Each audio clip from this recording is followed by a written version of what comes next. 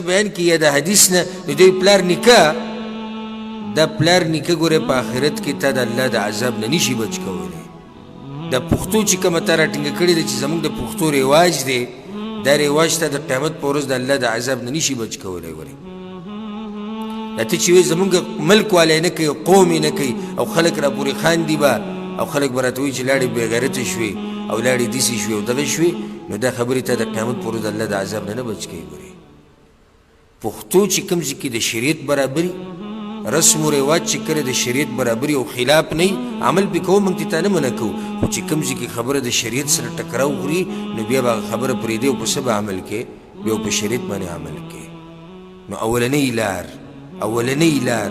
چې څوک د پیغمبر سره ګاونډیتوب غواړي او د هغه سره جنت کې ګاونډي کېده غواړي نو د هغه لار به مضبوطه رانیسي د الف نه د یا پورې ټول ژوند د مرګه پورې دا به دغه پیغمبر په طریقه باندې تېرې دویمه لار یو کار دا شو یاد ساتئ دویم کار چې انسان پرې د پیغمبر سره ګاونډي کېږي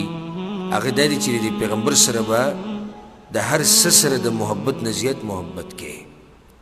د ټولو نه زیات محبت په یو مسلمان د الله سره کوي او بیا به د هغې نه بد محبت د پیغمبر صلی الله علیه وسلم سره کوي حدیث کې دا راځي پیغمبر صلی الله علیه وسلم وایي چې یو سړی زما سره د هغه محبت نه زیات محبت ونه کړي کوم محبت چې دی د بچو سره کوي د ښځې سره کوي د پلار سره کوي د مور سره کوي د روپۍ او د ریال سره کوي د هغه وخته پورې دی مؤمن نه دی ته به د هر څه نه زیات او د هر چا سره د محبت نه زیات محبت به د پیغمبر صلی الله علیه وسلم سره کوي مور پلار څومره غټه هستي ده زموږ دپاره ډېره غټه هستي ده ډېره غټه هستي ده مور پلار خو دا مور پلار د پیغمبر صلی الله علیه وسلم په مخ کې دا یې څومره دي بچي څومره ګران دي خو دا بچي دا چې انسان ته ډېر نږدې دي او ډېر پرې ګران دي دا بچي د پیغمبر په مخ کې ورب الکعبه یې څومره ښکاري موږ ته چې څو پورې د داسې محبت د پیغمبر سره نه و نو د هغه وخته پورې ته کامل مؤمن نه یې او د هغه وخته پورې په جنت کې تا ته د پیغمبر صلی الله علیه وسلم ګاونډیتوب نه میلاویږي په دې خبره ورسېدې په دې باندې دلیل څه دی ما تاسو چې هره خبره وبیانو بیا به د هغې سره دلیل بیانو په دې څه دلیل دی چې څوک د پیغمبر سره محبت وکړي نو الله به له په جنت کې ګاونډیتوب ورکوي په دې دلیل لري دا کوم ملګري چې د بیان نه د تلو کوشش کوي نو هغوی ته دا وایو چې د جمعې شپه ده او یا به په ډیره کې فیسبوک ګوري یا به غیبت کې او یا به هسې یو غر او بل غر ولې د هغې نه ښه دا ده چې د الله په دې کور کې کښېنئ یو څو نصیحتونه واورئ چې ستا ژوند پرې بدل شي او دا نصیحتونه دلته تاسو سره روزانه نه کېږي چې تاسو تنګ شوي یې پوځ در راغلي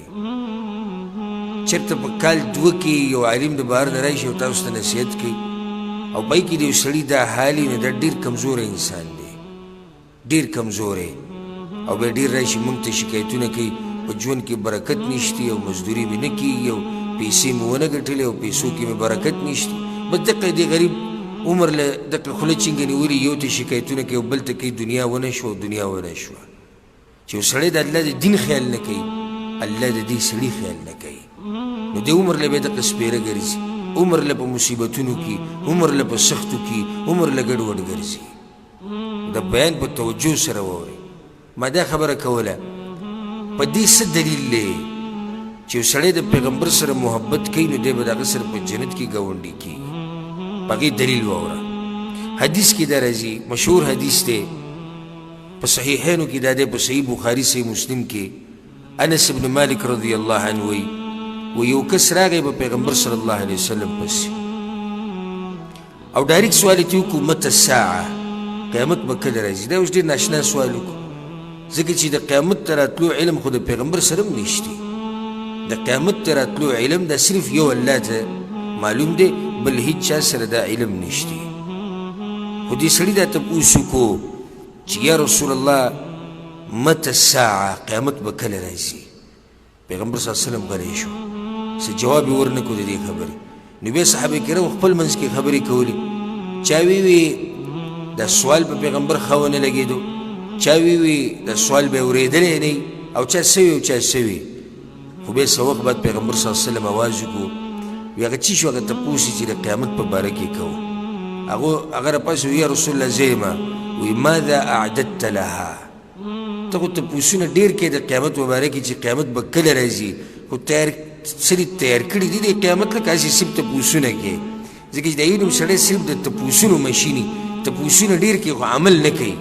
صرف د تپوس لپاره تکړی چېرې د عالم سره کېناسته او بس سټارټ به شي او لیست به راوالي د سوالونو او دا داسې او دا داسې او دا به څنګه کوو او دا به څنګه کوو او عمل بیا په یو باندې هم نه کوي صحیح د قیامت به کله راځي دا ستا سوال دی خو غټه خبره دا ده چې تا تیار کړي د هغې دپاره څه دي که یو سړی د قیامت دپاره تیاری وکړي نو بیا به هېڅ پروا دی نه ساتي چې قیامت به کله راځي او کله به نه راځي ځکه چې هلته خو هغه تیاری کړی نو پیغمبر صلی الله علیه وسلم دې کس ته وی ماذا اعددت لها څه تیاری دې وله کړی که نه هغه هم ډېر ساده سړی و وی لا شی داسې خاص تیاری خو مې نه دی کړی نه داسې ډېر مونځونه او نه داسې ډېر زکاتونه صدقې خو به دغه مونځ او کم زکات او کم عبادت چې راباندې الله فرض کړی دی هغه کوم ها یو کار دی چې الا انی احب الله ورسوله خو د الله رسوله د الله سره او د پیغمبر سره مې ډېر زیات محبت دی ډېر مین یم په دوی باندې او ډېره مینه ورسره کومه دا زما یو خاص کار دی وایي چې تا ته یې ووایم پیغمبر صلی الله علیه وسلم ورته انت مع من احببت زه به صحیح د قیامت پر ورځ به ته د هغه چا ملګری یې چې د چا سره دې محبت کړی صحابه کرام وایي انس بن مالک رضی الله عنه وایي دغه ورځ په مدینه کې سم اختر و ولې اختر و وی پیغمبر وی چې سړی به د قیامت په ورځ د هغه چا سره چې د چا سره محبت کوي نو موږ خو ټول د پیغمبر سره محبت کوو چې کله ته د پیغمبر سره محبت کوې ته به د هغه سره په جنت کې یو ځای ته به د هغه سره په جنت کې ګاونډي خو دې ځای کې یو اهمه مسله ته بیان کړم ډېره فایدهمنه د پیغمبر سره محبت کوونکي خلک دوه قسمه دي یو هغه چې د پیغمبر د ذات سره محبت کوي بس ذات مطلب سره یعنی داغه د بدن سره محبت کوي داغه د ویښتو تذکره چې راشي په دغه لګي داغه د مخ تذکره چې راشي په دغه لګي داغه د سترګو تذکره او په سترګو نه اوښکې روانې شي او په ژړا شي او موږ چې پیغمبر باندې مینو یو قسم خلک دا دي چې صرف او صرف د پیغمبر د ذات سره محبت دی بس او دویم قسم خلک هغه دي دا حقیقي معنو باندې پیغمبر سره محبت کوونکي دي چې د پیغمبر د ذات او د عمل سره محبت دی د پیغمبر د ذات سره محبت دی او هر هغه کار چې د پیغمبر کړی د هغې سره محبت دی هغه هم کوي د صحیح پیغمبر صلی الله علیه وسلم سره محبت کوونکی زموږ په دې ملکونو کې ډېر ګرځي وایي موږ چې عاشقان رسول یو عاشقان رسول وایي څه مطلب دی بس چې په پیغمبر ډېر مین یو چې کوم ځای کې د هغه نوم واخیستی شي په بانک کې زر به دا نوکونه ښکل کړي او بیا به یې په سترګو کېږدي او چې کله ته د پیغمبر تذکره وکړې دی به د لاندې نه چغې وایي الله الله واه واه او دا چغې به وایي او چې کله د پیغمبر تذکره وکړي یو باز پکې چغې کړي نعره رسالت یا رسول الله او څوک زنده‌باد او مرده‌باد چغې وایي خو بیا دې ټولو ته ووایي غلی شئ لږ صبر وکړئ یو خبره ته کومه وی به چې څه خبره وایي پیغمبر به د مونځ په دې طریقه باندې کوو دا یې زده کوي بیا وایي چې دغه مسله موږ نشو منلی ځکه چې زموږ خلک په دغې باندې عمل نه کوي عجیبه دعوه ده د محبت یو طرف ته چغې وهه چې زه په پیغمبر باندې ځان مړ کوم او ځان پرې وجنمه خو چې کله د پیغمبر طریقه درته بیان کړم بیا د باندې الرجي راشي بیا په هغې باندې عمل نه کوې دا څنګه محبت دی